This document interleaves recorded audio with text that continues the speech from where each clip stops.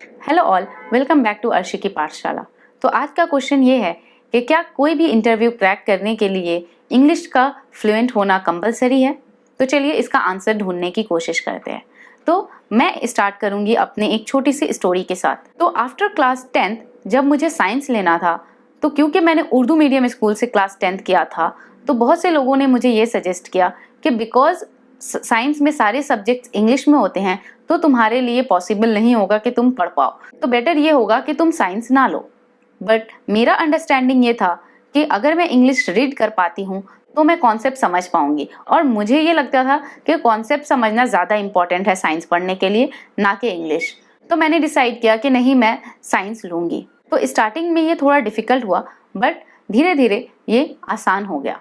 और एक Urdu medium school से होने के बावजूद मैं मेरे ड्रीम इंजीनियरिंग कॉलेज तक पहुंच गई। बट प्लेसमेंट के टाइम मैं थोड़ा नर्वस थी, तो मैंने सोचा कि मैं मेरे सीनियर्स से गाइडेंस लूं और समझूं कि मुझे इंटरव्यू के लिए कैसे प्रिपेयर करना चाहिए। बट जितने भी सीनियर्स से मैंने बात किया, उनका यही जवाब होता था कि अगर तुम्हें इंटरव्यू क्रैक करना है तो तुम्हें इंग्लिश में फ्लुएंट होना होगा, तुम अपना कम्युनिकेशन अच्छा कर लो। और ये सब सुनने के बाद मैं बहुत ज़्यादा डर गई, क्योंकि मैंने जितना मेहनत और फोकस किया था वो मैंने मेरे टेक्निकल स्किल्स पे किया था। जिस सब्जेक्ट में मैं इंजीनियरिंग कर रही थी मैंने उस पे किया था। तो मैं डर गई कि अब मैं कैसे राउंड्स क्लियर करूंगी और मैं कैसे इंटरव्यू क्लियर करूंगी। और आप बिलीव नहीं करोगे, मैं लिटरली रो रही थी एक इंटरव्यू में। जीडी राउंड था उस राउंड में जाने से पहले। बट गेस व्हाट, मैंने वो जीडी राउंड भी क्लियर किया और मैंने मेरे कॉलेज से 3 डिफरेंट कंपनीज का इंटरव्यू भी क्रैक किया। तो ये स्टोरी बताने का रीज़न ये है कि मैं आपको ये समझाना चाहती हूँ कि इंटरव्यू क्रैक करने के लिए ज़रूरी नहीं है कि आपका इंग्लिश फ्लुएंट हो या आप फराटेदार इंग्लिश बोलते हो। तो चलिए ये समझने की कोशिश करते हैं कि इंटरव्यू क्रैक करने के लिए क्या ज़्यादा इम्पॉर्टेंट है। तो मेरे ओपिनियन में सबसे ज़्यादा इम्पॉर्टेंट जो चीज़ है वो है आपका स्किल। फॉर एग्जाम्पल, अगर आप डेवलपर हो और आप डेवलपमेंट जॉब के लिए अप्लाई करना चाहते हो, तो बहुत इंपॉर्टेंट है कि आपका कोडिंग या आपका प्रोग्रामिंग स्ट्रांग हो।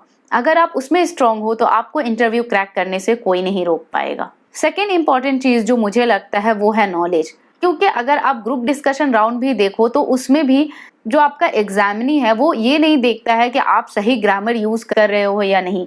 उसका मेन फोकस ये होता है कि क्या आपके पास कुछ ओपिनियन है आपके खुद का या नहीं। तो वो ओपिनियन आता कैसे है? वो ओपिनियन नॉलेज से आता है। तो आप ज़्यादा से ज़्यादा नॉलेज की तरफ फोकस करो, डिफरेंट प्लेटफॉर्म से नॉलेज हासिल करो। और अगर आपके पास नॉलेज है तो आपके पास पॉइंट ऑफ व्यूज़ भी होंगे आपके। और जो ग्रुप डिस्कशन में सेकेंड जो चीज़ इंपॉर्टेंट होता है वो होता है कि अगर आपके पास आपका पॉइंट ऑफ व्यू है तो क्या आप वो पॉइंट ऑफ व्यू रख पा रहे हो कि नहीं। तो जिसके लिए आपका पर्सनालिटी डेवलपमेंट मैटर करता है। तो जो थर्ड चीज़ मेरे ओपिनियन में इंपॉर्टेंट है वो है personality development. But personality development के लिए हमें क्या लगता है, पर्सनालिटी डेवलपमेंट को भी हमने कम्युनिकेशन में कन्वर्ट करके छोड़ दिया है। ज़्यादा से ज़्यादा लोगों को अगर आप पूछोगे तो उनके लिए पर्सनालिटी डेवलपमेंट मतलब फराटेदार इंग्लिश। नहीं, पर्सनालिटी डेवलपमेंट का मतलब वो नहीं है। मेरे ओपिनियन में पर्सनालिटी डेवलपमेंट का मतलब यह है कि क्या आपके पास जो ओपिनियन है, आपके पास जो पॉइंट ऑफ व्यू है, क्या आप अच्छे से क्या आप सामने वाले को अच्छे से वो चीज़ समझा पा रहे हो या नहीं। क्या आप 10 लोगों के बीच में अपना पॉइंट ऑफ व्यू रखने से डर तो नहीं रहे हो। तो ये सब चीज़ सीखना आपके लिए ज़्यादा इंपॉर्टेंट है। और अगर आप अपना पॉइंट ऑफ व्यू, आपके पास जो नॉलेज है और आपके पास जो स्किल है, अगर वो ईजी लैंग्वेज में अगर आप अपने सामने वाले को कम्युनिकेट कर पा रहे हो, that is more than enough. उससे ज़्यादा आपको नहीं चाहिए। और इंग्लिश तो आहिस्ता आहिस्ता आपका ठीक हो ही जाएगा और फ्लुएंट हो ही जाएगा। जब आप फील्ड में काम करोगे, जब आपको लोगों से इंग्लिश में कम्युनिकेशन करना पड़ेगा, तो आहिस्ता आहिस्ता आपकी इंग्लिश काफ़ी अच्छी हो जाएगी। तो मेरे ओपिनियन में आपको इंटरव्यू क्रैक करने के लिए फराटेदार इंग्लिश या फ्लुएंटली इंग्लिश बोलने की ज़रूरत नहीं है। That is not compulsory.